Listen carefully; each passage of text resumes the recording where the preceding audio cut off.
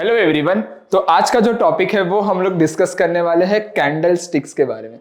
ठीक है, तो बहुत सिंपल कंसेप्ट है। जो भी नया ट्रेडर होता है या फिर इन्वेस्टर होता है ये सारी चीजें ऑलरेडी जानता है, लेकिन एक छोटा वीडियो बनता है इसके ऊपर डेफिनेटली, क्योंकि कोई कोई न्यू बिगिनर्स रहेंगे उनके लिए भी थोड़ा बहुत ये वैल्यू ऐड कर पाएगा। तो जनरली देखो, प्राइस एक्शन की अगर मैं बात करूं तो बहुत सारे जन ना कैंडल स्टिक के पैटर्न्स को या फिर कैंडल स्टिक को रीड करना पसंद करते हैं। ओके, तो जनरली अगर मैं बताने जाऊँ तो अगर आप कैंडल स्टिक्स के पैटर्न भी देखोगे ना या फिर उसकी बॉडी भी देखो ना, there are 100 types of patterns. बाजार में 100 से ज्यादा पैटर्न्स है। कोई इवनिंग स्टार बना देगा, कोई शूटिंग स्टार, या फिर लाइक डोजी कैंडल, बहुत फेवरेट लोगों की है doji candle, right. So there are multiple things and बहुत लोग इसे यूज भी करते हैं। तो मेरा मानना ये है कि यू कैन यूज इट, लेकिन साथ में हम लोग एक एड ऑन डेटा पॉइंट भी हमेशा याद रखेंगे, क्योंकि सबको पता है कि अगर बाजार डबल टॉप बनाता है या फिर कहीं पे भी डोजी क्रिएट करेगा तो बाजार कहाँ पे जाने वाला है। तो ऐसा तो नहीं है ना कि हर लोग वहां पे पैसा बना रहे हैं। तो हमेशा ट्राई करना कि कैंडल स्टिक को हम लोग देखेंगे ही, पैटर्न को देखेंगे ही, लेकिन साथ में हम लोग कोई एड ऑन डेटा पॉइंट भी देखेंगे।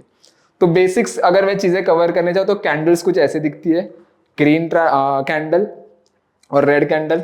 तो जनरली अगर ग्रीन कैंडल देखोगे तो जो ऊपर का एक स्पेसिफिकली शैडो रहता है उसका जो टॉप रहेगा वो आपका हाई, नीचे का जो रहेगा वो लो। फिर ग्रीन ट्रायंगल हमेशा, ग्रीन कैंडल जो रहती है ना हमेशा नीचे की तरफ ओपन होगी और क्लोज होगी जहां से ओपन है उसके ऊपर। तो देखो जैसे यहाँ पे ओपन हुई है और क्लोज देखो जहां से ओपन है उसके ऊपर क्लोज हुई है।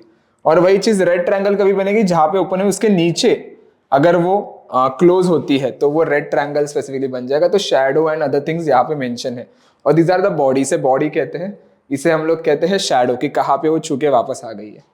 ओके, सो जैसे मैंने बताया था there are different types of candlesticks. अगर आप इसे स्क्रॉल डाउन करोगे तो मल्टीपल थिंग्स है। हम लोगों ने यहाँ पे ऑलमोस्ट 10 से 12 पैटर्न्स यहाँ पे हम लोगों ने इन डिटेल बता के रखे हैं।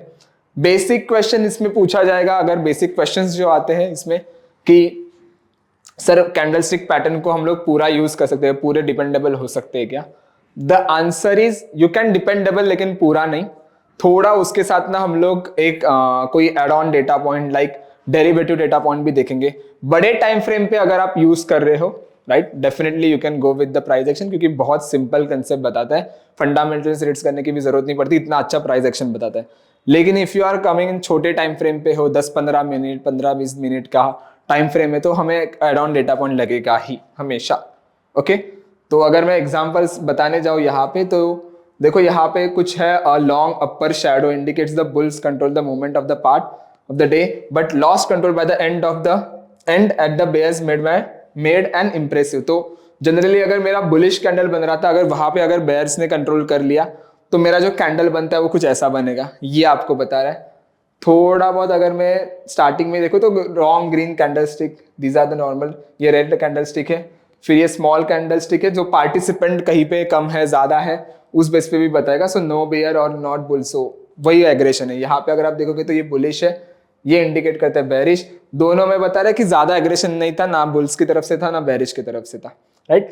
डिफरेंट टाइप्स ऑफ पैटर्न्स है, एक बार ये रीड कर लो, सिंपल कंसेप्ट है। सेकेंडली अगर कैंडल स्टिक को आपको और इन डिटेल जानना है ना तो एक बार ना देयर इज वन बुक, अगर आप ऊपर देखोगे सो एक Japanese candle stick is called, एक बुक भी है वैसा, वो भी आप पढ़ सकते हो टेक्निकली। तो एक बार वो भी पढ़ो, और साथ में नीचे दिए हुए FAQs ये भी जो है ये भी एक बार यू कैन, ये भी एक बार नजर के नीचे से डाल दो, तो बहुत सिंपल है ये चीजें। Okay, and thank you so much everyone for your time.